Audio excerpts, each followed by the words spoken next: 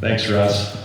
I just wanted to thank you guys and also the team here. This has been a rough year. It's always a little bit of a challenge to get a new location up and running, and especially this type of a project that's pretty good size, but this year's been a challenge, and this team here has done just a fabulous job. We saw storm damage across the region that Quinn, our field net sales specialist, and I cover, which kind of goes through the northern part of Kansas up through Manitoba. And I've been with Lindsay for 16 years now, and I've never seen a storm like we've experienced here this past end of April, and of course the big storm here in May, and then continued into a little bit of June, obviously too, with some of the damage. It's just pretty horrific actually for what happened, and then just the fallout from it. So again, kudos to the team here for what they were able to get done to get guys up and running as fast as possible. So wanted to kind of start things off here today, and we're going to speak a little bit about some new technology that is on the brink that will be coming down over the next 2 years, and something that will add on years to come that we're calling Smart Pivot. So we'll start out discussing that for a few minutes, and then Britta with NRCS is going to talk about some of the programs that are available that relate into irrigation. Quinn Charlie, our field net sales specialist, is going to talk a little bit about technology and products that we have out, field net advisor, M2 Connect, which I think will be of interest. And then Clark Bauer with Nelson, we'll talk a little bit more about sprinklers, end guns, and those types of things with the Nelson product line. So to start out, I'll visit a little bit about Smart Pivot and the concept behind Smart Pivot. And Smart Pivot, really we take a look at two different things within the Smart Pivot as far as what we have coming down the line. And this is going to take a look at different things that we're going to be able to monitor machine health-wise. And this is also going to get into a little bit of agronomic capabilities going forward too. There's a lot of things that we've been working on behind the scenes over the last, let's say, 4 to 5 years. Obviously, there's been a few challenges here over the last 3 years, but we've still been going full force ahead with the Smart Pivot concept and project, and you're going to be able to see some of those things come into a field near you over the next year, especially on the machine health side of things. So what is Smart Pivot? The big thing is we're looking for ways to save you time, to make sure that machine's up and running as many hours through the season as possible, and to take a look at when there's a potential problem out there, to make you aware of it before it creates a problem coming back to the saving time, right? So we're doing a couple different things with machine learning these days, and things that we're doing with Microsoft. We're able to start analyzing some things going on the machine to know a problem before it gets out of hand. And you've seen probably, you guys that have had FieldNet on your machines, there's some things on that history log that you've probably been noticing if you get into that, those history events, that you can start to see some of the potential problems that have been raising, maybe low pressure shutdowns, alignment situations. If you go into applied data throughout the year or at the end of the season, taking a look at, okay, my machine, let's say I ran a manual plan for the full year. If you take a look at that total application that you applied, and you notice that there's a lot of different small application rates, that there was an issue out there. And so some of that's available now, but this really takes it to the next level. So what we're seeing, that one of the big things that we'll talk about is alignment faults. And that's always a situation. The machine gets out of line and you're like, okay, the machine shut down. Russ, I need you out here. What's going on? And sometimes those are situations that you guys have dealt with, that you know how to get it back in a line. but it's like, okay, where's the problem at? And so that's part of what Smart Pivot is. And I think before we get into other feature sets that we're going to start with, I want to explain that whole concept on Smart Pivot. It's really a backbone of the machine that we're creating. And there's going to be a lot of different things that we're going to be able to add into that backbone going forward. So there will be these add-ons that we'll be able to, one of the add-ons we'll talk about is tire pressure monitoring. And the way it's going to be set up is more like a fiber optic line that's going to run the length of the machine.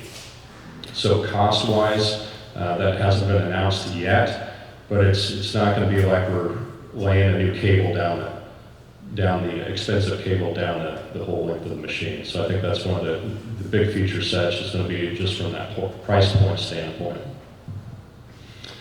The other big feature is going to be reducing the downtime, like I mentioned. And then I think the other one is going to be able to go back and analyze at the end of the year. Where are some things that I need to be getting serviced and addressed before we start a new season? I think that's true for you guys on all equipment, especially over the last few months as we get prepared for someday when snow melts to start another season again. So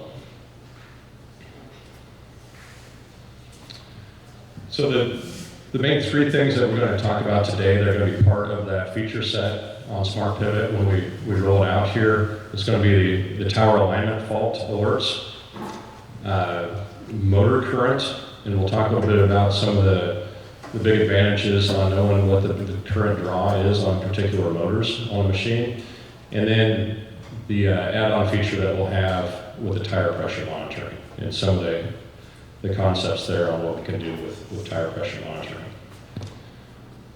So alignment faults, we're going to be able to know either direction which tower is potentially getting out of line or is out of line.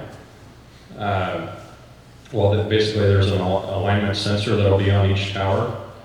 And so this will be something that you're going to be able to go back through history and say, okay, we got a consistent problem with tower number 5, and usually it's always in this spot. And so it's going to be easier for you guys to do some self-diagnostics, or for Russ and team to be able to say, get on FieldNet and say, hey, here's what's going on. We know exactly the tower to go to when we come out and do a service call. So a little bit how that looks. Here's a situation where Santa Claus was taking his sled down south for a little bit of maintenance in July, and something got carried away here and he wrecked in the field. So this, you saw all of a sudden on your phone on FieldNet that it pops up, and we're showing tower number 6 has a fault in it, and we know right away, okay, that's where the problem is at. We haven't seen anything before on tower number 6 in that particular area, what's going on. But we know exactly where to go to figure out that we have a problem on 6 and where we need to go to take a look at what's happening. So that's pretty straightforward on being able to see which tower the problem's at. The next one is on the motor current and knowing what that amp draw is on a particular motor. So the big advantages to that is we're going to be able to see a particular area if a motor is consistently having issues, or if there's only a spot in a particular area that we're having problems. So things that come up to mind on this all of a sudden our amp draw is going up. What's happening? What might be happening? Could be getting stuck. We could be getting some deeper wheel tracks right there, especially if it's only in one particular area. What else? Gearbox going out. Yep. Or we have a puck that has gone out, right? It could be something, but yeah, those are big ones to say we got actual hardware, or we have a wheel track that's getting a little bit deeper right in that particular area.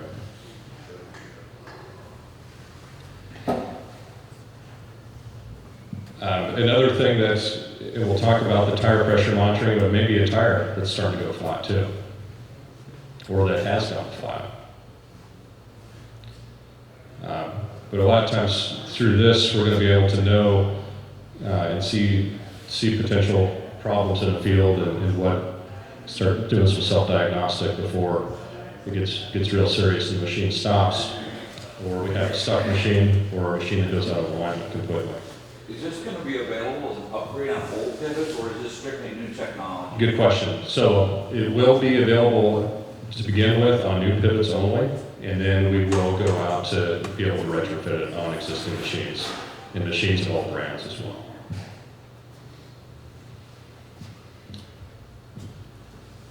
So the other option that we're going to launch this product with is going to be the tire monitoring.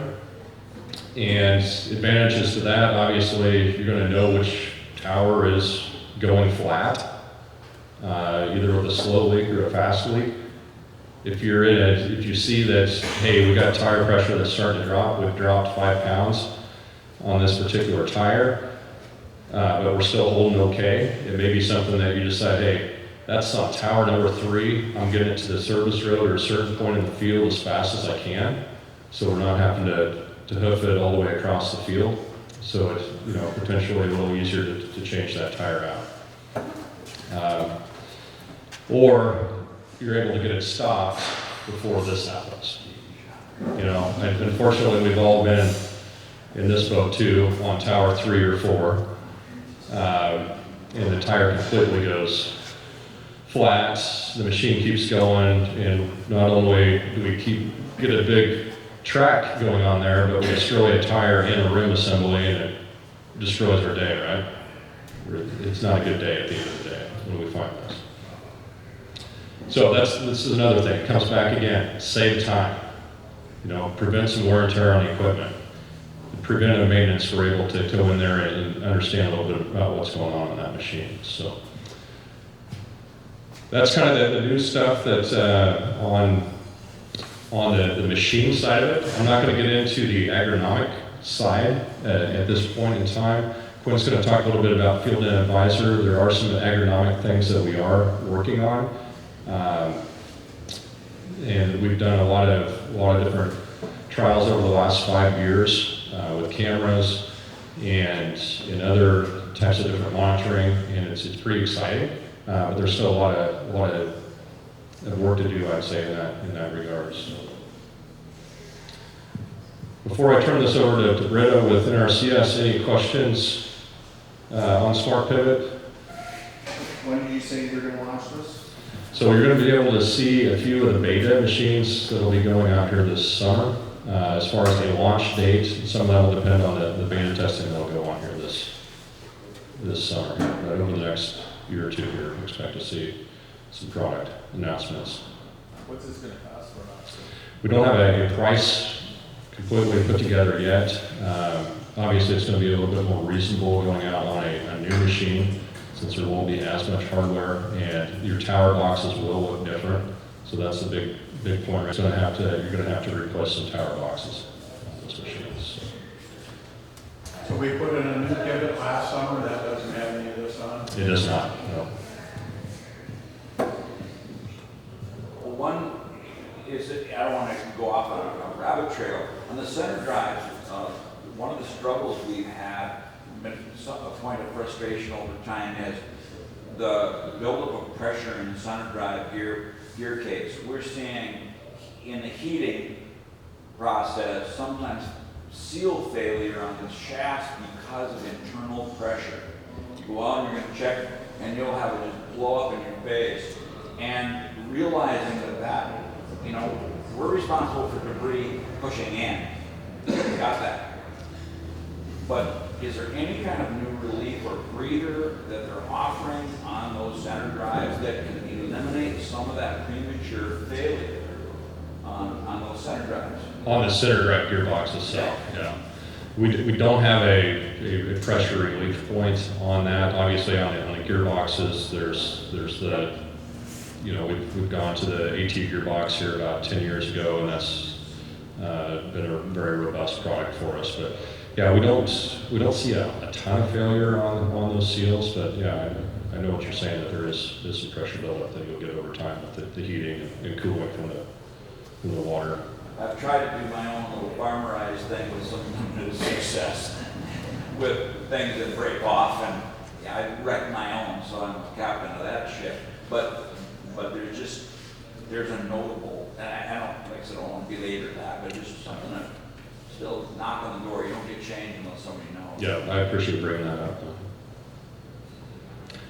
Well, I'll be around here throughout the day, so if you got any other questions come up, I'd be happy to help answer those. So, Britta, we'll let you talk a little bit more about NRCS and some of the programs you have for us in the irrigation world.